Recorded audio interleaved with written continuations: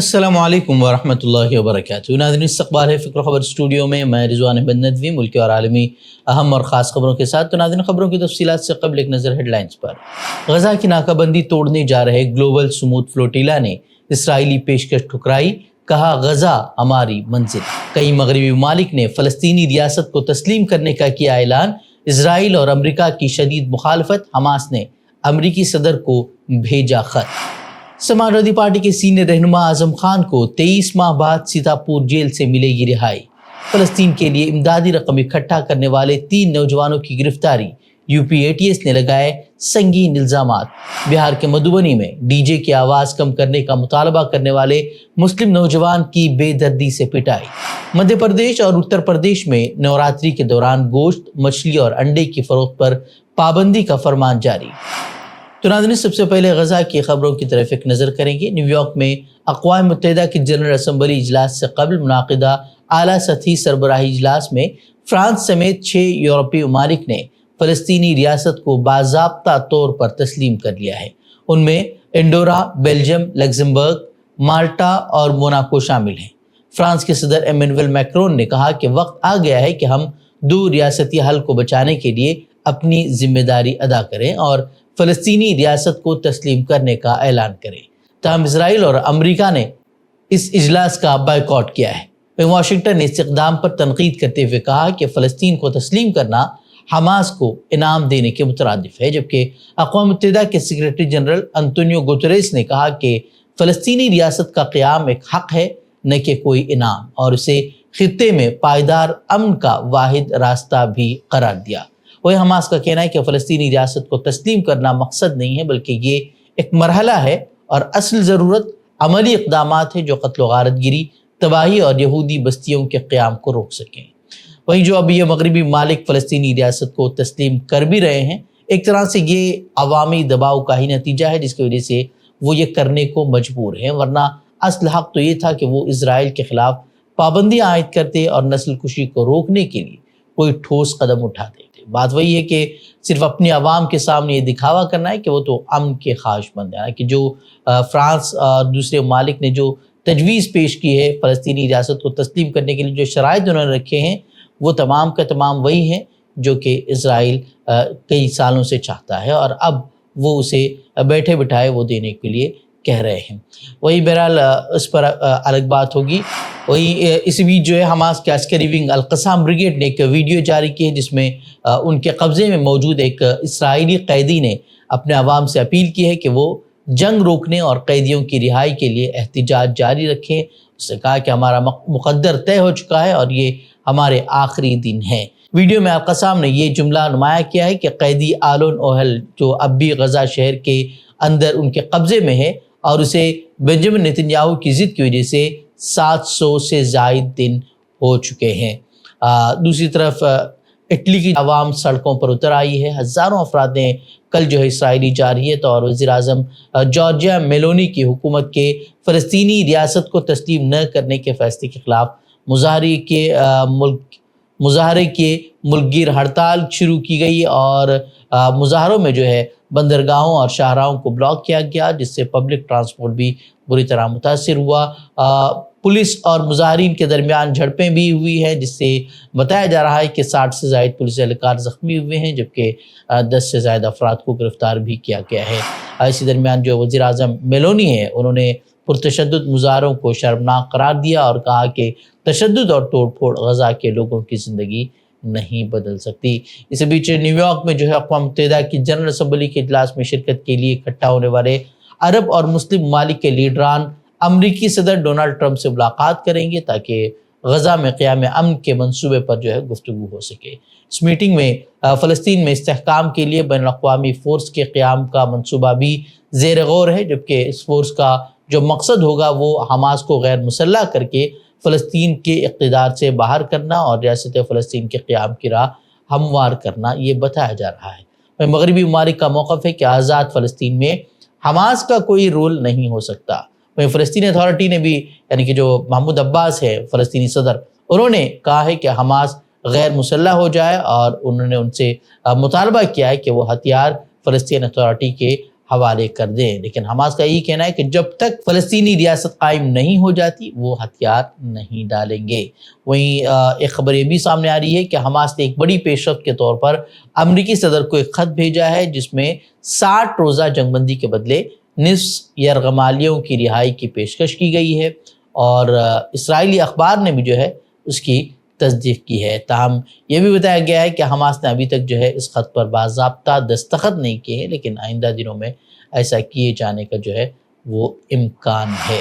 وہیں غزہ کا محاصرہ توڑنے جا رہے گلوبل سموتھ فلوٹیلا جو اب غزہ کی طرف بڑھ رہا ہے، عالمی دباؤ کے بعد اب صہیونی حکومت نے ایک بڑا داؤ کھیلتے ہوئے قافلے سے یہ پیشکش کی ہے کہ وہ اپنی امداد کو اسقلان کی بندرگاہ پر اتار دے، اور انہوں نے کہا کہ وہ پھر یعنی کہ صہیونی حکومت وہاں سے امداد کو غزہ منتقل کرے گی۔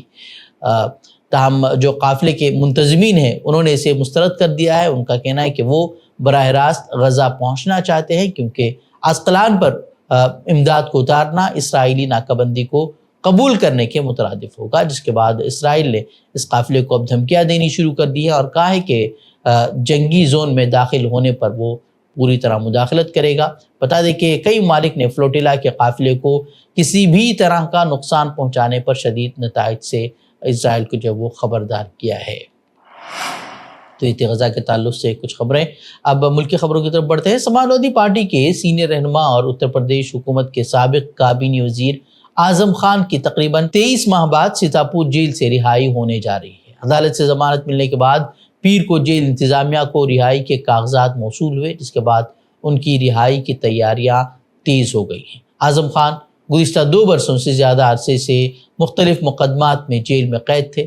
اعظم خان کے خلاف اب تک کل 104 مقدمات درج کیے گئے ہیں، جن میں سے 93 صرف رامپور کے۔ ان تمام مقدمات میں انہیں ضمانت مل چکی ہے، تاہم 2022 میں بھڑکاؤ تقریر کے ایک معاملے میں عدالت نے انہیں 2 سال قید کی سزا سنائی تھی۔ اسی فیصلے کے بعد ان کی اسمبلی رکنیت بھی ختم ہو گئی تھی۔ اعظم خان کو پہلی بار فروری 2020 میں گرفتار کیا گیا تھا اور انہیں سب سے پہلے رامپور جیل بھیجا گیا۔ بعد میں حفاظتی وجوہات کی بنا پر انہیں سیتاپور جیل منتقل کر دیا گیا۔ مئی 2022 میں وہ ضمانت پر رہا ہو گئے تھے، لیکن اکتوبر 2023 میں ایک مقدمے میں سزا سنائے جانے کے بعد دوبارہ انہوں نے عدالت میں خود سپردگی کر دی تھی اور پھر سے وہ جیل چلے گئے تھے۔ اس وقت بھی انہیں پہلے رامپور جیل بھیجا گیا اور بعد میں سیتاپور جیل منتقل کیا گیا تھا، اور یہی کہا جاتا ہے کہ یہ یوگی حکومت کے آنے کے بعد ان کے خلاف کی گئی انتقامی کارروائی تھی، جس کی وجہ سے انہیں اتنے سال جیل میں رہنا پڑ رہا ہے۔ اتر پردیش ATS نے مہاراشٹر کے بھیونڈی سے 3 نوجوانوں کو گرفتار کیا ہے۔ ATS کا دعویٰ ہے کہ ان نوجوانوں نے اسرائیل فلسطین جنگ کے متاثرین کی مدد کے نام پر تقریباً 2 کروڑ روپے اکٹھے کیے اور اس میں مالی بے ضابطگی کی۔ پولیس کے مطابق یہ رقم کراؤڈ فنڈنگ کے ذریعے ملک کی 20 سے زیادہ ریاستوں سے جمع کی گئی تھی۔ بتایا جا رہا ہے کہ انہیں اتر پردیش لایا گیا ہے اور ان کی ریمانڈ کے لیے عدالت میں درخواست دی گئی ہے۔ ATS کا دعویٰ ہے کہ ان کی تفتیش میں یہ پتہ چلا ہے کہ کئی بینک کھاتوں کے ذریعے یہ رقوم منتقل کی گئی اور کچھ کھاتے رقم نکالنے کے فوراً بعد جو ہے وہ بند کر دیے گئے۔ ATS یہ بھی جانچ کر رہی ہے کہ آیا اس رقم کا استعمال کسی غیر قانونی یا دہشت گردانہ سرگرمی کے لیے تو نہیں ہوا ہے۔ تاہم اس سلسلے میں ابھی مزید تفتیش کی جا رہی ہے اور عدالت میں آج اس کو لے کر جو ہے سماعت ہونے والی ہے۔